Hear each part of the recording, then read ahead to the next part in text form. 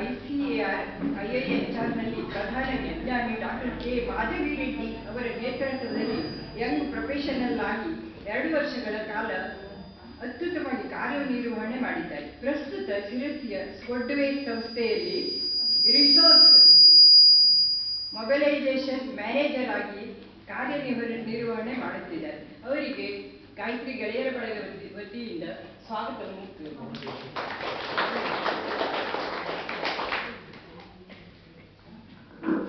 ಇದೀಗ ಡಾಕ್ಟರ್ ಅನುಷಾ ಭಾಗವತ್ ಅವರು ಬಣ್ಣ ಬಣ್ಣದ ಆಹಾರ ಆರೋಗ್ಯಕ್ಕೆ ಆಧಾರ ಎನ್ನುವ ವಿಷಯದ ಮೇಲೆ ಮಾತನಾಡಬೇಕಾಗಿ ಕೇಳಿಕೊಳ್ತಾ ಇದ್ದಾರೆ.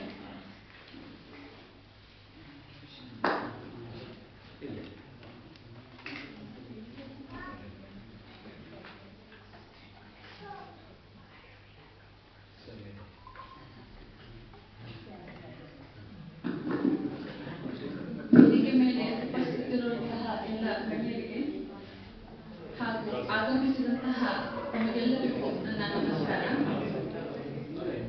ನಾನು ಮೂಲತಃ ಉಪನ್ಯಾಸಕಿ ಅಲ್ಲ. ನಾನು ಅಲ್ಪ ಸ್ವಲ್ಪ ವಿಷಯವನ್ನ ನಿಮಗೆ ತಿಳಿಸಲಿಕ್ಕೆ ಹಾಗೆ ನಿಮಗೆ ಗೊತ್ತಿರೋದನ್ನ ಕೆಲವುದನ್ನ ನೆನಪು ಮಾಡಿಕೊಳ್ಳಲಿಕ್ಕೆ ಅಷ್ಟೇ. ಇವತ್ತು ನಾನು ಮಾತನಾಡುತ್ತಿರುವ ವಿಷಯ ಬಣ್ಣ ಬಣ್ಣದ ಆಹಾರ ಆರೋಗ್ಯಕ್ಕೆ ಆಧಾರ. ನಮ್ಮ ದೇಹಕ್ಕೆ ಆಹಾರ ಏಕೆ ಬೇಕು? ಹಸಿವನ್ನ ನೀಗಿಸ್ಲಿಕ್ಕೆ. ಮತ್ತೇನಕ್ಕೆ ಬೇಕು ಹೇಳಿ ನೀವೇ? ಶಕ್ತಿಯನ್ನ ಕೊಡ್ಲಿಕ್ಕೆ, ಅಂದ್ರೆ ದೇಹವನ್ನ ಪೋಷಣೆ ಮಾಡ್ಲಿಕ್ಕೆ, ಹೌದಾ? ಹಸಿವನ್ನ ನೀಗಿಸ್ಲಿಕ್ಕೆ ಅಂತ ಅಷ್ಟೇ ಆದ್ರೆ ನಾವು ಏನೇನ್ ಬೇಕಾದ್ರೂ ತಿಂದು ಹಸಿವನ್ನ ನೀಗಿಸ್ಕೋಬಹುದು. ಆದರೆ ದೇಹಕ್ಕೆ ಪೋಷಣೆಯನ್ನ ಕೊಡ್ಬೇಕು ಅಂತ ಆದಾಗ ಸ್ವಲ್ಪ ಯೋಚನೆ ಮಾಡಿ ತಿನ್ಬೇಕಾಗತ್ತೆ ಅಲ್ವಾ? ಈಗ ಕಾರು, ಬೈಕು ಇಂಥ ಬೇರೆ ಬೇರೆ ವೆಹಿಕಲ್ಸ್ಗೆ ಏನ್ ಹಾಕ್ತೀವಿ? ಪೆಟ್ರೋಲ್ ಅನ್ನ ಹಾಕ್ತೀವಿ ಮುಂದೆ ಹೋಗ್ತೀವಿ. ಹಾಗೆ ನಮ್ಮ ದೇಹಕ್ಕೆ ನಾವು ಫ್ಯೂಯಲ್ ಅಂದ್ರೆ ಯಾವುದು? ಆಹಾರ. ಈಗ ಮನೆಯನ್ನ ಕಟ್ಟೋದಕ್ಕೆ ಬರೀ ಸಿಮೆಂಟ್ ಇದ್ರೆ ಸಾಕ? ಕಲ್ಲು, ಮಣ್ಣು, ಜಲ್ಲಿ, ನೀರು, ಸಿಮೆಂಟ್ ಎಲ್ಲದೂ ಬೇಕು. ಹಾಗೆ ದೇಹಕ್ಕೆ ವಿವಿಧ ಪೋಷಕಾಂಶಗಳ ಅಗತ್ಯ ಇದೆ. ಇದು ಬಹಳ ಸರಳ ವಿಚಾರ, ಆದ್ರೆ ನಾವು ಅದನ್ನ ಸ್ವಲ್ಪ ನೆಗ್ಲೆಕ್ಟ್ ಮಾಡ್ಕೊಂಡು ಬಂದಿದ್ದೀವಿ. ಇವತ್ತು ಬೆಳಗ್ಗೆ ಏನ್ ತಿಂದ್ರಿ? ಯಾರಾದ್ರೂ ಹೇಳ್ತೀರಾ? ಏನ್ ತಿಂದ್ರಿ? ದೋಸೆ. ಆಲ್ಮೋಸ್ಟ್ ನಮ್ಮ ಶಿಸ್ತು ಕಡೆ ಎಲ್ಲ ಅದೇ, ತೆಳ್ಳೆವು ದೋಸೆ. ಮತ್ತೆ ಬೇರೆ ಏನಾದ್ರೂ ತಿಂದಿದ್ದೀರಾ? ರವಾ ದೋಸೆ, ಚಪಾತಿ, ಅವಲಕ್ಕಿ, ಓಕೆ. ಇಡ್ಲಿ, ದೋಸೆ, ಚಪಾತಿ, ಓಕೆ. ಎಷ್ಟು ಬಣ್ಣದ ಆಹಾರ ತಿಂದ್ರಿ? 1, 2. ಮೋಸ್ಟ್ ವೈಟ್ ಅಂತೂ ಫಿಕ್ಸ್, ಅನ್ನದ್ದು, ಹೌದಾ? ಅನ್ನ, ದೋಸೆ ಜೊತೆಗೆ ಒಂದು ಎಕ್ಸ್ಟ್ರಾ ಒಂದು ಕಲರ್ ಅಂದ್ರೆ ಕಂದು ಬಣ್ಣ, ಕೆಂಪು ಬಣ್ಣ. ಯಾಕಂದ್ರೆ ಚಟ್ನಿ ಅಥವಾ ಸಾರು, ಹಳದಿ ಬಣ್ಣ. ಅವಲಕ್ಕಿ ಮಾಡಿದ್ರೆ ಕಲಸಿದ ಅವಲಕ್ಕಿ ಹಳದಿ ಬಣ್ಣ, ಹೌದು. ಈಗ ನಾವು ಊಟ ಮಾಡ್ಬೇಕಾದ್ರೆ, ತಿಂಡಿ ತಿನ್ಬೇಕಾದ್ರೆ ಏನ್ ಯೋಚನೆ ಮಾಡ್ತೀವಿ? ಉಪ್ಪು ಸರಿ ಇದೆಯಾ? ರುಚಿ ಇದೆಯಾ? ಖಾರ ಕರೆಕ್ಟ್ ಇದೆಯಾ? ಸ್ವೀಟ್ ಮಾಡಿದ್ರೆ ಹದ ಬಂದಿದ್ಯಾ? ಸ್ವೀಟ್ ಇದೆಲ್ಲ ನೋಡ್ತೀವಿ. ಆದ್ರೆ ಎಷ್ಟು ಬಣ್ಣ ನಮ್ಮ ಹೊಟ್ಟೆ ಹೋಗ್ತಿದೆ ಅಂತ ಯೋಚನೆ ಮಾಡ್ತೀವ? ಇಲ್ಲ. ಫಸ್ಟ್ ಒಂದು ಕ್ಲಾರಿಟಿ ಕೊಡ್ತೀನಿ. ನಾನು ಕೃತಕವಾದ ಬಣ್ಣಗಳ ಬಗ್ಗೆ ಮಾತಾಡ್ತಾ ಇಲ್ಲ. ನ್ಯಾಚುರಲಿ ಸಿಗುವಂತಹ ಹಣ್ಣು ತರಕಾರಿಗಳ ಬಣ್ಣ ಬಗ್ಗೆ ನಾನು ಮಾತಾಡ್ತಾ ಇರೋದು. ಈಗ 2 ಪ್ಲೇಟ್ ಇದೆ. ಒಂದು ಪ್ಲೇಟ್ ಅಲ್ಲಿ ಬರೀ ಅನ್ನ, ಮೊಸರು, ಒಂದು ಸಾರೇನೋ ಇದೆ. ಇನ್ನೊಂದು ಪ್ಲೇಟ್ ಅಲ್ಲಿ ಬೀಟ್ರೂಟ್ ಪಲ್ಯ, ಕ್ಯಾರೆಟ್ ಇದೆ, ಸೌತೆಕಾಯಿ ಇದೆ, ಒಂದು ಹಣ್ಣಿದೆ. ಈ 2 ಪ್ಲೇಟಿನ ಊಟನ ನಮ್ಮ ಹೊಟ್ಟೆಯನ್ನು ತುಂಬಿಸುತ್ತೆ. ಆದ್ರೆ ಯಾವ ಪ್ಲೇಟಿನ ಆಹಾರ ಹೆಚ್ಚಿನ ಪೋಷಕಾಂಶ ಕೊಡುತ್ತೆ? ಬೇರೆ ಬೇರೆ ವೆಜಿಟೇಬಲ್ಸ್, ಫ್ರೂಟ್ಸ್ ಇರುವಂತ ನಮ್ಗೆ ಹೆಚ್ಚಿಗೆ ಪೋಷಕಾಂಶನ ಕೊಡುತ್ತೆ ಅಲ್ವಾ? ಈಗ ಒಂದೇ ಪೋಷಕಾಂಶ ಸಾಕಾಗುತ್ತಾ? ಕಬ್ಬಿಣ, ಕ್ಯಾಲ್ಸಿಯಂ, ನ್ಯೂಟ್ರಿಯೆಂಟ್ಸ್, ಮಿನರಲ್ಸ್ ಎಲ್ಲದೂ ಬೇಕು ನಮ್ಮ ದೇಹಕ್ಕೆ. ಅದು ಎಲ್ಲ ಒಂದೇ ತರಕಾರಿ ಅಥವಾ ಒಂದೇ ಹಣ್ಣಲ್ಲಿ ಇರುತ್ತಾ? ಇಲ್ಲ. ಎಲ್ಲ ಬೇರೆ ಬೇರೆ ಹಣ್ಣು ಅಥವಾ ಬೇರೆ ಬೇರೆ ತರಕಾರಿಗಳಲ್ಲಿ ಇರುತ್ತೆ. ದೇವರು ಹಣ್ಣು ಮತ್ತೆ ತರಕಾರಿಗಳನ್ನೆಲ್ಲ ಸೃಷ್ಟಿ ಮಾಡುವಾಗ ಎಲ್ಲದನ್ನು ಬಿಳಿ ಬಣ್ಣದಲ್ಲಿ ಸೃಷ್ಟಿ ಮಾಡಿದಂತೆ. ಅವಾಗ ಪ್ರಕೃತಿ ಕೇಳ್ತಂತೆ, ದೇವ್ರೆ ಇಷ್ಟೆಲ್ಲ ಏನು ವ್ಯಾಲ್ಯೂಸ್ ಇದೆ ಅದಕ್ಕೆ, ಎಲ್ಲ ಬಿಳಿ ಬಣ್ಣದಲ್ಲೇ ಮಾಡ್ಬಿಟ್ರೆ ಮಾನವರಿಗೆ ಹೆಂಗ್ ಗೊತ್ತಾಗುತ್ತೆ ಯಾವ್ದಿದ್ಯಾ ಏನ್ ಇಂಪಾರ್ಟೆನ್ಸ್ ಹೇಳಿ? ಅವಾಗ ದೇವ್ರು ಹೇಳಿದಂತೆ, ಹಂಗಾಗಿ ಎಲ್ಲದಕ್ಕೂ ಒಂದೊಂದು ಬಣ್ಣ ಕೊಡೋಣ. ಹೌದಾ? ಅಂದ್ರೆ ಪ್ರಕೃತಿ ನಮ್ಗೊಂದು ಸಂದೇಶನ ಕೊಡ್ತಾ ಇದೆ. ವಾಟ್ಸ್ಆಪ್ ಅಲ್ಲಿ ಯೂಸ್ ಮಾಡ್ತೀವ ನಾವು? ಎಲ್ಲರೂ ಮಾಡ್ತೀರಲ್ವಾ? ನೀವೊಂದು ಮೆಸೇಜ್ ಕಳಿಸ್ತೀರಾ, ಮೆಸೇಜ್ ಹೋದ ತಕ್ಷಣ ಏನ್ ಬರುತ್ತೆ? ಫಸ್ಟ್ ಒಂದು ಗ್ರೀನ್ ಕಲರ್ ಟಿಕ್ ಬರುತ್ತೆ. ಏನ್ ಹೇಳುತ್ತೆ? ನಿಮ್ ಕಡೆಯಿಂದ ಮೆಸೇಜ್ ಹೋಯ್ತು ಅಂತ. ಬ್ಲೂ ಕಲರ್ ಟಿಕ್ ಬಂದ್ರೆ, ಡಬಲ್ ಟಿಕ್ ಬಂದ್ರೆ ಆ ಕಡೆ ಇದ್ದವರು ಮೆಸೇಜ್ ಹೋದ್ರು ಅಂತ. ಅಂದ್ರೆ ಬಣ್ಣದ ಮೂಲಕ ನಿಮ್ ಮೆದುಳಿಗೆ ಒಂದು ಸಂದೇಶ ಹೋಯ್ತಾ? ಟ್ರಾಫಿಕ್ ಅಲ್ಲಿ ನಿಲ್ತೀವಿ ನಾವು. ಟ್ರಾಫಿಕ್ ಅಲ್ಲಿ ರೆಡ್ ಲೈಟ್ ಬಂದ್ರೆ ನಿಲ್ಲಿ, ಹಳದಿ ಬಂದ್ರೆ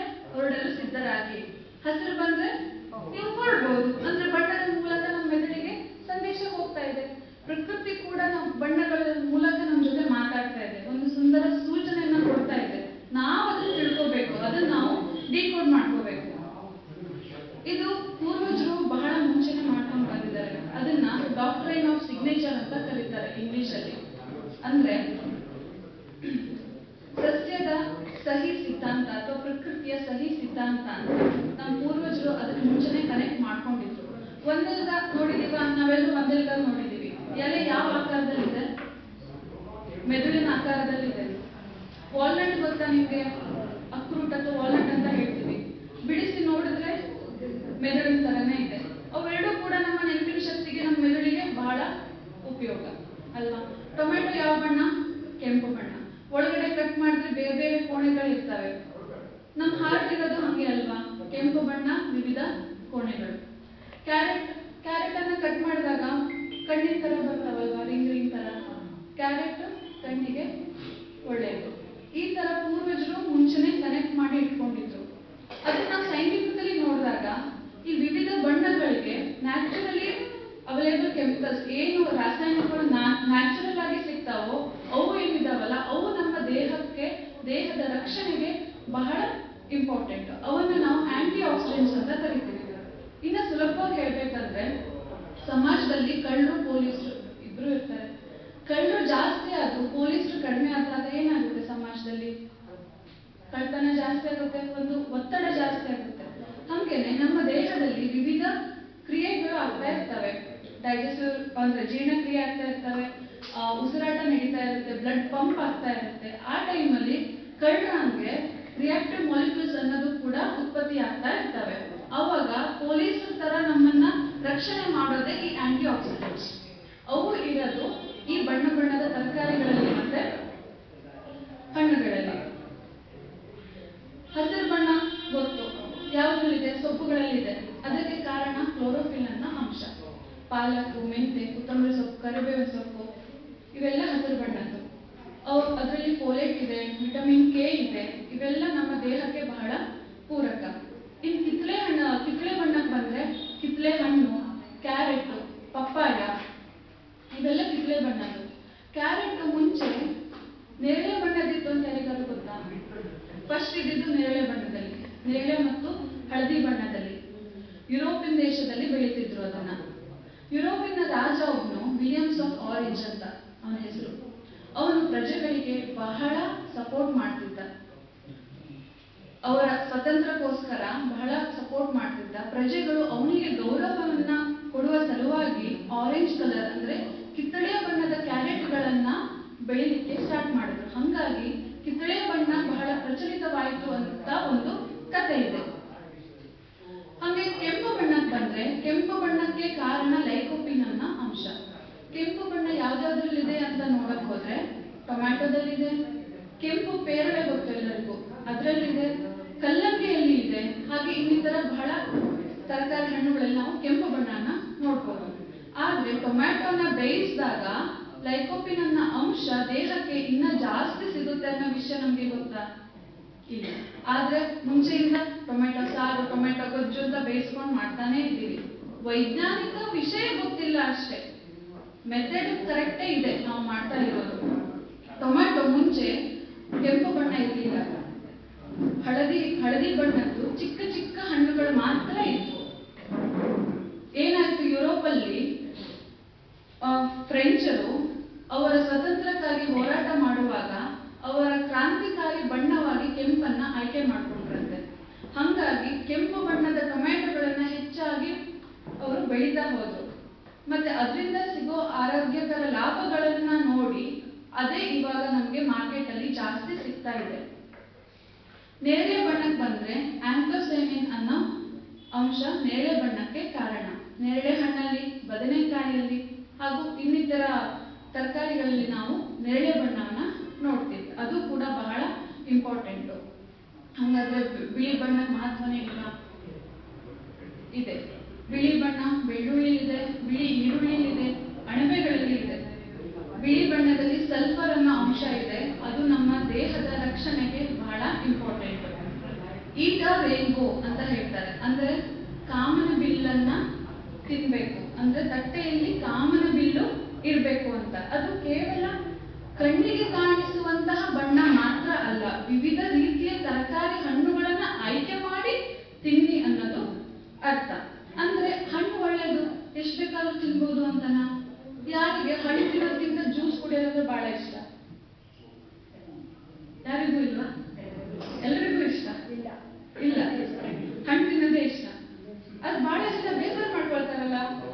ಕಿತ್ತಳೆ ಹಣ್ಣು ಸುಲಿಬೇಕು, ಬೀಜ ತೆಗಿಬೇಕು, ತಿನ್ಬೇಕು. ಜ್ಯೂಸ್ ಮಾಡೋದು ಈಸಿ, ಗಟ ಗಟ ಕುಡಿದ್ರೆ ಮುಗೀತು. ಮೇಡಮ್ ನಾವು ಶುಗರ್ಲೆಸ್ ಕುಡಿತೀವಿ, ಅದು ಕೂಡ ಹೆಲ್ದಿ ಅಂತನಾ? ಇಲ್ಲ, ನೈಸರ್ಗಿಕವಾಗಿ ಕೂಡ ಸಕ್ಕರೆ ಇರುತ್ತೆ. ನೀವು ಜ್ಯೂಸ್ ಕುಡಿದಾದ ತಕ್ಷಣ ನೀವು ಗ್ಲೂಕೋಸ್ ಟೆಸ್ಟ್ ಮಾಡಿಸಿ, ಬ್ಲಡ್ ಶುಗರ್ ಜಾಸ್ತಿ ಆಗಿರುತ್ತೆ. ಎಷ್ಟು ಜನರಿಗೆ ಗೊತ್ತು ಈ ವಿಷಯ ಅಲ್ವಾ? ಹಾಗಾಗಿ ಜ್ಯೂಸ್ ಕುಡಿಯೋಕ್ಕಿಂತ ನಾವು ಇಡೀ ಹಣ್ಣನ್ನ ತಿಂದ್ರೆ ನಾರಿನಂಶ ಕೂಡ ನಮ್ಮ ದೇಹಕ್ಕೆ ಹೋಗುತ್ತೆ. ಹಾಗಾಗಿ ಜ್ಯೂಸ್ ಕುಡಿಬೇಡಿ ಅಂತ ಅಲ್ಲ, ಆದಷ್ಟು ಇಡೀ ಫ್ರೂಟ್ ಅನ್ನ ತಿನ್ನಕ್ಕೆ ಪ್ರಯತ್ನ ಪಡಿ. ಇವಾಗೇನೋ ಮೇಡಮ್ ಬಂದ್ರು, ಡಿಫ್ರೆಂಟ್ ಕಲರ್ಸ್ ಎಲ್ಲ ತಿನ್ನಿ ಅಂದ್ರು. ಯಾರು ತರ್ತಾರ ಅಷ್ಟೊಂದು? ಪೇಟೆಯಿಂದ 5-6 ಬಣ್ಣ ತರ್ಬೇಕಂತೆ, ತಿನ್ನಕ್ ಅಷ್ಟೊಂದು ತಿನ್ಬೇಕಂತೆ. ಅದೆಲ್ಲ ಹೆಂಗ್ ಪಾಸಿಬಲ್ ಅಲ್ವಾ? ತರಕಾರಿ ತರಕ್ ಹೋಗ್ತೀರಾ, ಕ್ಯಾರಿ ಬ್ಯಾಗ್ ಒಂದ್ಸಲ ಚೆಕ್ ಮಾಡಿ ಎಷ್ಟು ಕಲರ್ ಬಂದಿದೆ ಹೇಳಿ. ಇವತ್ತು ಮೂಲಂಗಿ ಪಾಲಕ್ ತಿಂದ್ರಿ, ನಾಳೆ ಬೀಟ್ರೂಟ್ ಕ್ಯಾರೆಟ್ ತಿನ್ನಿ. ಹಿಂಗ್ ಚೇಂಜ್ ಮಾಡ್ಬೋದಲ್ವಾ? ರೊಟೇಷನ್ ಮಾಡ್ಬೋದಲ್ಲ? ಆಯ್ತಾ? ಅಷ್ಟು ಸ್ವಲ್ಪ ಆದ್ರೂ ನಾವು ಮಾಡೋಣ. ಮತ್ತೆ ಆರ್ಟಿಫಿಷಿಯಲ್ ಕಲರ್ಸ್, ಆರ್ಟಿಫಿಷಿಯಲ್ ಫ್ಲೇವರ್ಸ್ ನ ಆದಷ್ಟು ಅವಾಯ್ಡ್ ಮಾಡ್ಕೊಬನ್ನಿ. ಬಣ್ಣ ತಿನ್ನಕ್ ಹೇಳಿದಾರಂತೆ. ಈ ಲೇಸ್ ಅಂತ ವೆರಿ ಇದ್ರಲ್ಲಿ ಬರ್ತವೆ, ವೆರೈಟಿ ಲೇಸ್ಗಳು, ವೆರೈಟಿ ಕೇಕ್ಗಳು, ಅವೆಲ್ಲ ಬಣ್ಣದ್ದು. ಮೇಡಮ್ ಹೇಳಿದ ತಿನ್ನಕ್ಕೆ ತಿನ್ಬಿಡೋಣ ಅಂತ. ಆರ್ಟಿಫಿಷಿಯಲ್ ಕಲರ್ಸ್ ಫ್ಲೇವರ್ಸ್ ಏನಿದೆ ಆದಷ್ಟು ಪ್ಯಾಕೆಟ್ ಮೇಲೆ ಇರೋದನ್ನ ಓದ್ಕೊಂಡು ಅಂತದ್ದು ಇದ್ರೆ ನೀವು ತಿನ್ಬೇಡಿ, ನಿಮ್ಮ ಮಕ್ಕಳಿಗೆ ಮೊಮ್ಮಕ್ಕಳಿಗೂ ಕೊಡಬೇಡಿ. ಹಂಗೆ ಅಡಿಗೆ ಮಾಡೋ ವಿಧಾನ ಕೂಡ ಬಹಳ ಇಂಪಾರ್ಟೆಂಟ್. ನಾವು ಕ್ಲೀನ್ ಅಂತ ಏನ್ ಮಾಡ್ತೀವಿ, ತಂದು ತರಕಾರಿನ ಕಟ್ ಮಾಡಿ 1 ತಾಸು ನೀರಲ್ಲಿ ನೆನೆ ಹಾಕ್ತೀವಿ. ಅವಾಗ ಅಲ್ಲಿರೋ ಮಿನರಲ್ಸ್, ವಿಟಮಿನ್ಸ್ಗೆ ಟಾಟಾ ಗುಡ್ ಬೈ. ಜಾಸ್ತಿ ನೀರಲ್ಲಿ ಬೇಯಿಸ್ಬಿಟ್ರೆ ಮುಗೀತು. ಅದು ಕೂಡ ಹಂಗಾಗಿ ಎಷ್ಟು ಬೇಕೋ ಅಷ್ಟೇ ನೀರಲ್ಲಿ ನಾವು ತೊಳೆಯೋಣ, ಎಷ್ಟು ಬೇಕೋ ಅಷ್ಟೇ ನೀರಲ್ಲಿ ನಾವು ತರಕಾರಿಗಳನ್ನ ಬೇಯಿಸೋಣ. ಹಂಗು ಜಾಸ್ತಿ ಉಳಿತಾ ಬೇರೆ ಅಡಿಗೆಗಳಿಗೆ ನಾವು ಯೂಸ್ ಮಾಡೋಣ. ಈ ಬೀಟ್ರೂಟ್ ಅನ್ನ ನಾವು ಬೇಯಿಸಿದ್ವಾ, ಜಾಸ್ತಿ ನೀರು ಉಳಿತಾ, ಅದೇ ನೀರಲ್ಲಿ ನಾವು ಚಪಾತಿ ಇಟ್ಟು ಕಲ್ಸಿದ್ರೆ ಪಿಂಕ್ ಕಲರ್ ಚಪಾತಿ ಆಯ್ತು. ಮಕ್ಕಳು ಇಷ್ಟಪಟ್ಟು ತಿಂತಾರ? ಮಕ್ಕಳು ಹೆಂಗ್ ಕಲಿಯೋದು? ನಮ್ ಪ್ಲೇಟ್ ನೋಡೇ ಕಲಿಯೋದು. ನಾವು ಅದು ಸೇರಲ್ಲ ಇದು ಸೇರಲ್ಲ ಅಂದ್ರೆ ಸೇಮ್ ಟು ಸೇಮ್. ನೀವು ಅಬ್ಸರ್ವ್ ಮಾಡಿದ್ರೆ ಒಂದೇ ಮನೆಯಲ್ಲಿ ಬದನೆಕಾಯಿ ಒಬ್ರು ತಿಂದಿಲ್ಲ ಅಂದ್ರೆ ಮತ್ತೆ 3 ಜನ ತಿಂತಾ ಇರಲ್ಲ. ಯಾಕೆ? ಒಬ್ರು ನೋಡಿ ಒಬ್ರು ಕಲ್ತಿರ್ತಾರೆ. ಹಾಗಾಗಿ ನಮ್ಮನ್ನ ನಾವು ತಿದ್ದುಕೊಂಡ್ರೆ ಆಲ್ಮೋಸ್ಟ್ ಅದು 50% ಇದ್ದಂಗೆ. ಹಾಗಾಗಿ ಈ ತರದನ್ನೆಲ್ಲ ಸಣ್ಣ ಪುಟ್ಟ ಚೇಂಜಸ್ ಅನ್ನ ನಮ್ಮ ಡಯಟ್ ಅಲ್ಲಿ ಮಾಡ್ಕೋಬೇಕು. ವೃದ್ಧರು ಹಂಗೆ ಯೋಚನೆ ಮಾಡ್ತಾರೆ, ಓ ನಾವು ಅವಾಗ ಕೆಲಸ ಮಾಡೋ ಟೈಮಲ್ಲೆಲ್ಲ ಹಿಂಗ್ ತಿಂತಿದ್ವಿ, ಇವಾಗ ವಯಸ್ಸಾಯ್ತು ತಿನ್ನಕ್ಕಾಗಲ್ಲ. ಕ್ವಾಂಟಿಟಿ ಬಗ್ಗೆ ಹೇಳ್ತಿಲ್ಲ, ಪ್ರಮಾಣ ಜಾಸ್ತಿ ತಿನ್ನಿ ಅಂತ ಹೇಳ್ತಿಲ್ಲ, ಕ್ವಾಲಿಟಿ ಬಗ್ಗೆ ಇಲ್ಲಿ ನಾನು ಮಾತಾಡ್ತಾ ಇರೋದು. ಪೋಷಕಾಂಶ ಎಷ್ಟು ಬೇಕೋ ಅಷ್ಟು ಬೇಕೇ ಬೇಕು. ನೀವು ಪ್ರಮಾಣ ಕಡಿಮೆ ತಗೊಂಡ್ರು ಪೋಷಕಾಂಶಗಳು ಸಿಗೋ ಹಾಗೆ ನೀವು ತಗೋಬೇಕು. ಅಂದ್ರೆ ಬೇರೆ ತರಕಾರಿಗಳನ್ನ, ಬೇರೆ ಹಣ್ಣುಗಳನ್ನ ನಿಮ್ಮ ಡಯಟ್ ಅಲ್ಲಿ ಆಡ್ ಮಾಡ್ಕೊಳ್ಳಿ ಅನ್ನೋದಷ್ಟೇ ಇದರ ಉದ್ದೇಶ. ಇವಾಗ ನೀವು ಬಣ್ಣದ್ದು ಅದನ್ನೆಲ್ಲ ಅವಾಯ್ಡ್ ಮಾಡ್ಕೊಂಡು ಬಂದ್ರೆ ಆಮೇಲೆ ಬಣ್ಣ ಟ್ಯಾಬ್ಲೆಟ್ ತಗೋಬೇಕಾಗ್ತದೆ. ಇವಾಗ ನೆನ್ಪು ಮಾಡ್ಕೊಳ್ಳಿ, ಯಾರ ಮನೇಲಿ ಎಷ್ಟು ಕಲರ್ಸ್ ಟ್ಯಾಬ್ಲೆಟ್ ಇದೆ? ಪಿಂಕ್ ಕಲರ್ ಟ್ಯಾಬ್ಲೆಟ್ ಕೊಡೆ ಮೈಕೈ ನೋವಿಂದ, ಬಿಳಿ ಕಲರ್ ಟ್ಯಾಬ್ಲೆಟ್ ಕೊಡೆ ತಲೆ ನೋವಿಂದ. ಹೌದಾ? ಅದನ್ನೆಲ್ಲ ಅವಾಯ್ಡ್ ಮಾಡ್ಬೇಕಂದ್ರೆ ತರಕಾರಿ ಹಣ್ಣುಗಳನ್ನ ನಾವು ಆದಷ್ಟು ತಗೋಬೇಕು.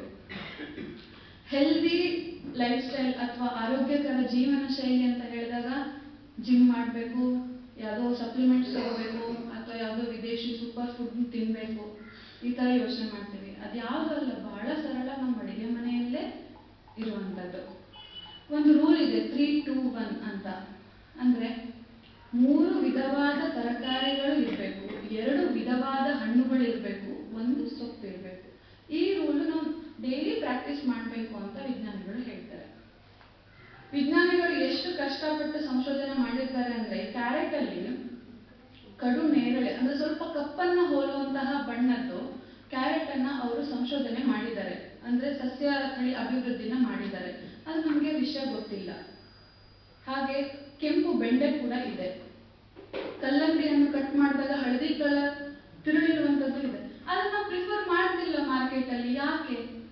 ಯಾವುದೋ ಒಂದು ಆರ್ಟಿಫಿಷಿಯಲ್ ಕಲರ್ ಇರ್ಬೋದೇನೋ, ಯಾವುದೋ ಒಂದು ಹೈಬ್ರಿಡ್ ಇರ್ಬೋದೇನೋ, ನಮ್ಗೆಲ್ಲ ಗೊತ್ತಿಲ್ಲ ಇದು. ಹಂಗೆ ಯೋಚನೆ ಮಾಡ್ತಿದ್ದೀವಿ. ಆದ್ರೆ ವಿಜ್ಞಾನಿಗಳ ಪರಿಶ್ರಮ ಬಹಳ ಇದೆ. 8-10 ವರ್ಷಗಳಿಂದ ಅವರು ಸಂಶೋಧನೆ ಮಾಡಿ ಆ ಬಣ್ಣದ ಮಾಡಿರ್ತಾರೆ. ಯಾಕಂದ್ರೆ ಆ ಬಣ್ಣದಲ್ಲಿ ಆರೋಗ್ಯ ಅಡಗಿದೆ ಅಂತ. ಅದನ್ನ ನಾವು ಇವತ್ತು ಅರ್ಥ ಮಾಡ್ಕೊಬೇಕು. ನಿಮಗೆ ಅವಕಾಶ ಸಿಕ್ಕರೆ ತೋಟಗಾರಿಕಾ ಮೇಳಕ್ಕೆ ಹೋಗಿ, ಕೃಷಿ ಮೇಳಕ್ಕೆ ಹೋಗಿ, ಅಲ್ಲಿ ಬೇರೆ ತಳಿಗಳಿರ್ತವೆ ನೋಡಿ, ಅವಾಗ ನಿಮಗೂ ಗೊತ್ತಾಗುತ್ತೆ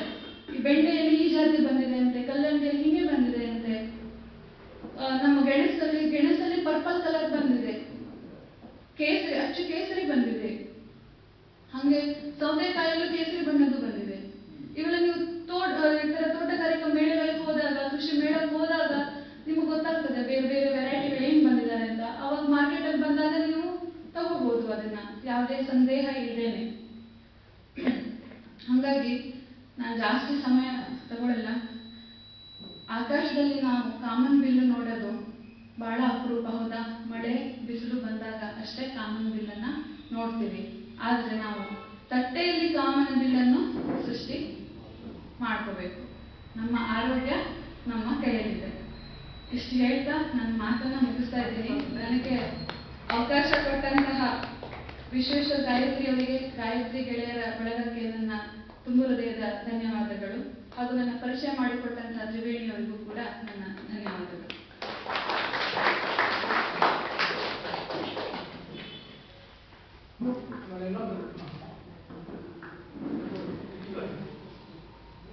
ಈಗ ಆಹಾರಕ್ಕೆಲ್ಲದು ಬೇಯಿಸ್ಕೊಂಡು ತಗೊಳ್ಳೋದಷ್ಟೇ. ಕೆಲವೊಂದು ತರಕಾರಿಗಳನ್ನು ಹಸಿಯಾಗಿ ತಿಂದರೆ ಹೆಚ್ಚು ಪರಿಣಾಮಕಾರಿಯಾಗಿ ನಮ್ಮಲ್ಲಿ ವಿಟಮಿನ್ ಕೊಡ್ತಾ ಇದೆ ಕೇಳ್ತಾ ಇದ್ದೇನೆ. ಸರ್, ಈಗ ಯಾವುದು ಈಗ ಯಾವುದು ಹೆಚ್ಚು ಯಾವುದು ಕಡಿಮೆ ಅನ್ನೋದು ಅಲ್ಲ. ವಿಟಮಿನ್ ಸಿ ಹಾಗೂ ವಿಟಮಿನ್ ಬಿ ಏನಿದೆ ಅವು ನೀರಲ್ಲಿ ಕರಗುವಂಥದ್ದು. ಹಾಗಾಗಿ ಹಸಿಯಾಗಿ ತಿನ್ನಿ ಅಂತ ಹೇಳ್ತಾರೆ. ಮತ್ತೆ ನಾರಿನಂಶ ಕೂಡ ಜಾಸ್ತಿ ಸಿಗುತ್ತೆ ಹಸಿ ತರಕಾರಿಯಲ್ಲಿ ಅಂತ ಹೇಳ್ತಾರೆ. ಈಗ ಅದೇ ಲೈಕೋಪಿನ್ ಅಂತ ಬಂದ್ರೆ, ಟೊಮೆಟೊದಲ್ಲಿ ಬಂದ್ರೆ ಬೇಯಿಸಿ ತಿನ್ನೋದ್ರಿಂದ ಜಾಸ್ತಿ ಸಿಗುತ್ತೆ ನಮ್ಮ ದೇಹಕ್ಕೆ. ಹಾಗಾಗಿ ಎರಡೂ ಇರಬೇಕು. ಯಾವುದು ಹೆಚ್ಚು ಯಾವುದು, ನೀವು ಎಲ್ಲದನ್ನೂ ಬೇಯಿಸಿ ತಿನ್ಬೇಕು ಅಂತ ಅಥವಾ ಎಲ್ಲದನ್ನೂ ನೀವು ಕಚ್ಚಾ ತಿನ್ಬೇಕು ಅಂತ ಅಲ್ಲ. ಎರಡು ಸಮತೋಲನದಲ್ಲಿ ಇರ್ಬೇಕು. ಈ ಕ್ಯಾರೆಟ್ ತಿಂದ ತಕ್ಷಣ ಕನ್ನಡಕ ತೆಗಿಬೋದ ಹಂಗಿದ್ರೆ? ಹಂಗಲ್ಲ. ನಮ್ಮ ಹೆಲ್ದಿ ಡಯಟಿಗೆ ಎಲ್ಲದೂ ಇಂಪಾರ್ಟೆಂಟ್, ಎಲ್ಲದೂ ಒಂದು ಲಿಮಿಟ್ ಅಲ್ಲಿ ಇರಬೇಕು. ಅಂದ್ರೆ ಯಾವುದು ಹಸಿ ತಿನ್ಬೇಕು ಮ್ಯಾಕ್ಸಿಮಮ್ ಆ ತರ ಕೆಟಗರಿ ಇಲ್ಲ ಮೇಡಮ್. ಈಗ ಟೊಮ್ಯಾಟೊ ನೀವು ತಗೊಂಡ್ರೆ ಒಂದಿನ ನೀವು ಹಸಿ ತಿಂದ್ರೆ ಇನ್ನೊಂದ್ ದಿನ ಬೇಯಿಸಿ ತಿನ್ನಿ, ನಿಮಗೆ ವಿಟಮಿನ್ ಸಿನೂ ಸಿಕ್ತು, ಲೈಕೋಪಿನೂ ಸಿಕ್ತು. ಆ ತರ ಮಾಡ್ಬೋದು. ಈಗ ಯಾವುದೇ ಕೆಟಗರಿ ಮಾಡಿಲ್ಲ ವಿಜ್ಞಾನಿಗಳು. ನೀವು ಕ್ಯಾರೆಟ್ ಅನ್ನು ಬೇಯಿಸೇ ತಿನ್ಬೇಕು ಅಂತಾನೂ ಹೇಳಿಲ್ಲ, ಅಥವಾ ಹಸಿ ತಿನ್ಬಾರ್ದು ಅಂತಾನೂ ಹೇಳಿಲ್ಲ.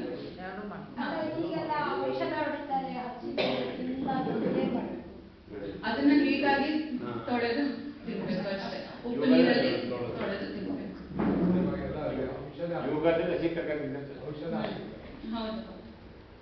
ಮತ್ತೆ ತುಂಬಾ ಹಸಿರಾಗಿ ಕಾಣ್ಬೇಕಂತ ಏನೋ ಕೆಮಿಕಲ್ಸ್ ಕೂಡ ಹಾಕಿರ್ತಾರೆ. ಈ ಹೀರೆಕಾಯಿ ಎಲ್ಲ ಆ ತರದಕ್ಕೆಲ್ಲ ಗುರ್ತ ಹಿಡ್ಲಿಕ್ಕೆ ಅಂತ ಯಾವುದೇ ಮೆಥಡ್ ಇಲ್ಲ ಸರ್. ಈಗ ನಮ್ಮ ಕೈಗೆ ಕೆಮಿಕಲ್ ಅಂಟಿದ್ಯಾ ಅಥವಾ ಸ್ಮೆಲ್ ಅಲ್ಲಿ ಕೆಮಿಕಲ್ ಬಂದಿದ್ಯಾ ಅಂತ ನಾವು ಜನರಲ್ ಆಗಿ ಹೇಳ್ಬೋದು. ಲ್ಯಾಬ್ ಟೆಸ್ಟೇ ಮಾಡ್ಬೇಕು. ನೀರಲ್ಲಿ ತೊಳ್ಕೊಂಡು ತಿನ್ಬೇಕು. ನೀರಲ್ಲಿ ತೊಳೆದು ಸ್ವಲ್ಪ ಉಪ್ಪು ನೀರಲ್ಲಿ ತೊಳೆದು. ಈಗ ನಮ್ಮ IHR ನಮ್ಮ ಬೆಂಗಳೂರಿನ ಒಂದು ಸಂಸ್ಥೆ ಇದೆ